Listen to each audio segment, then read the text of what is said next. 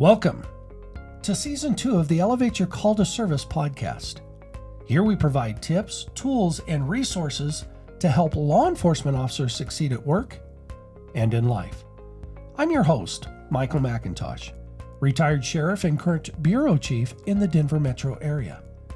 Today, we're unpacking a weighty topic, one that's been the center of many debates, the center of many headlines and dinner table conversations. That is the essential role a leader plays in nurturing a positive police culture. If you find value in today's episode, don't hesitate to share it with a colleague or a friend, and be sure to listen to our past and future episodes for more insights. But before we dive in, let's set the stage by understanding the problem at hand. We are no strangers to the relentless media scrutiny, the contentious relationships between law enforcement and communities, and the tension that seems to overshadow the noble intentions of many police officers out there. These external problems are clear and present, but what's going on beneath the surface? Internally, officers grapple with a sense of isolation, a feeling of us against the world. They might experience frustration because they feel like their side of the story is never told, or they feel like they are perpetually painted in a bad light.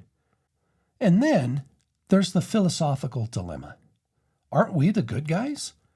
Why then are we perceived as the threat when all most of us want to do is to protect and serve? To better understand, let's consider some real scenarios. If you would, picture a precinct where the leadership is almost invisible. No regular briefings, no words of encouragement, no open forums for voicing concerns. Does this sound familiar to some of you? When the only time the officer hears from the top is when something goes wrong? In this environment, morale doesn't just dip, it plummets. Officers feel alienated. They start to lose that intrinsic motivation that got them into the uniform in the first place. Or how about this? The community events, where the only representation from the force is in a formal capacity. No real human interaction, just officers in uniform, standing in solidarity, but apart from the people. This kind of detachment feeds into the us versus them narrative, further fracturing the relationship with the public. Well, this brings us to our central thesis today. The culture within a police department, be it positive or negative, is a direct reflection of its leadership. Leaders set the tone. They are the trendsetters of the norms, the behaviors, and ultimately, the public image. So how do we tackle this? The solution isn't just a one-off checklist. It's an ongoing strategy that starts with leaders, but it involves everyone. It's about communication. Open, frequent, and honest. It's about training that doesn't just focus on physicality, but mental and emotional health, bias awareness, community sensitivity, and de-escalation techniques. It's about accountability, where missteps are addressed not just with penalties, but with learning opportunities. And it's about community engagement that's sincere, regular, and multifaceted. Ignoring this problem has high stakes. A deteriorated interior culture leads to increased officer burnout. It also leads to mistakes on the job and even higher turnover rates. Externally, it results in lost trust, heightened tensions, and in severe cases, civil unrest. It's a ripple effect. The cracks within eventually show on the outside. But here's an actionable plan for those in or aspiring to be in law enforcement leadership. First, we have to lead by example. We have to embody the values of integrity, transparency, and empathy. You have to let your team see these values in your actions, not just in memos or posters on the wall. I'm sure you've all heard by management by walking around. It's an age-old concept, but one that is still very relevant in all that we do today. You set the example, you set the tone, whether it's for the entire organization if you're the leader at the top, or just the team or the unit that you are responsible for as a sergeant.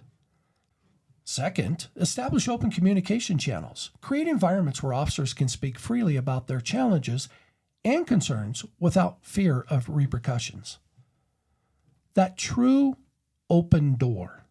Don't just say you have an open door, but allow officers to come in and have real, honest communication, real, honest conversations about what's going on within the organization. Third, invest in comprehensive training. Go beyond the standard physical and firearms drills. Include modules on mental health, stress management, implicit bias, culture sensitivity, and community engagement. It really is the work-life balance. In training, we need to make sure that we're taking care of all aspects of the officer that shows up to work day in and day out. Fourth, forge a partnership with the community. Host town halls. Participate in local events, not just as enforcers, but as fellow citizens. Initiate programs where officers and community members can collaborate on projects. Anything from neighborhood cleanups to charity fundraisers. Find a home in your neighborhood that you can all come together on and take action. Be a part of what's going on in your community. Fifth, implement fair and constructive accountability measures. When mistakes happen, address them. Ensure there are lessons learned, and the focus is on growth, not just punishment.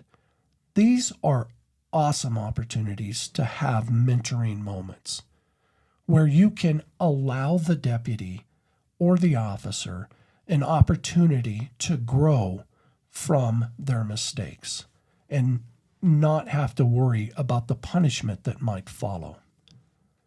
By embracing this plan, leaders can cultivate an environment where officers feel valued, supported, and understood.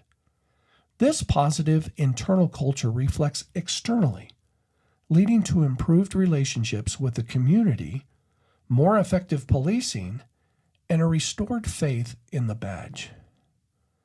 I've always been a fan of ensuring that your own house is clean before you go out and worry about somebody else's house. In other words, if we don't take care of what's going on inside the police department, inside the sheriff's office, we have no hope of being able to take care of what's going on in our communities. On the flip side, not adopting a positive leadership style can mean perpetuating a cycle of mistrust, inefficiencies, and discord, both within the force and with the community. You've heard the age-old saying, the definition of insanity is doing the same thing but expecting a different result.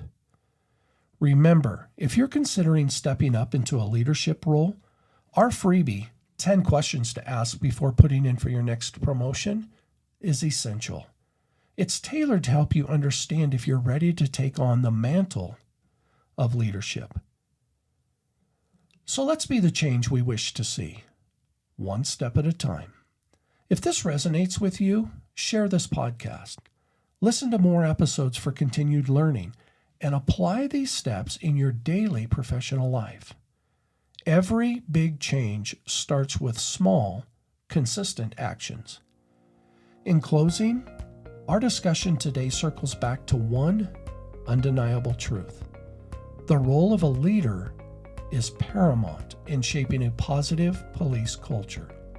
It's not a passive title, it's an active responsibility. It's about being the beacon that guides the ship through both the calm and stormy waters. Well, that's all for this week's episode of the Elevate Your Call to Service podcast. Follow us wherever you listen to podcasts. We invite you to visit our website at leleaders.com for our free guide, 10 questions to consider before putting in for your next promotion. Until next time, stay safe and remember, you have the power to make a difference. Thank you for your commitment to law enforcement. We're honored to be a part of your journey to success. Let's elevate our call to service together.